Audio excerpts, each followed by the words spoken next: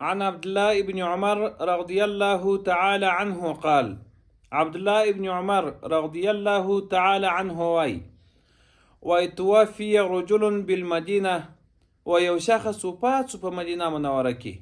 ممن ولد بها په کوم ځای کې وفات سو په کوم ځای کې چې پیدا سوی و فصلى عليه النبي صلى الله عليه وسلم پیغمبر علیه الصلاة والسلام دغه شخص ته بار المنځ ورکړي.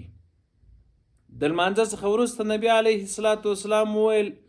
یا لیته بغیر موالده والکاش کې دی بل ځای وفات سوی وای ما سوا د پیدایښت د ځای څخه.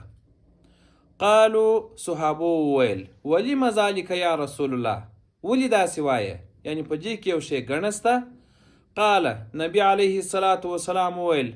ان رجل اذا مات ولیو سړی چې کله مړ سي بغیر مولده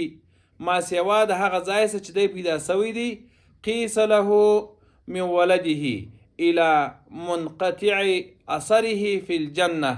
تر هغه ځای پورې د کم ځای کې چې دی پیدا سوی دی او په کم ځای کې چې دی وفات سي د مابین مسافت یې څومره وي دومره اندازه ځای الله تعالی جل جلاله په جنت کې ورکوي. د دې حدیث روایت نسائی او ابن ماجه دواړو کړی دی.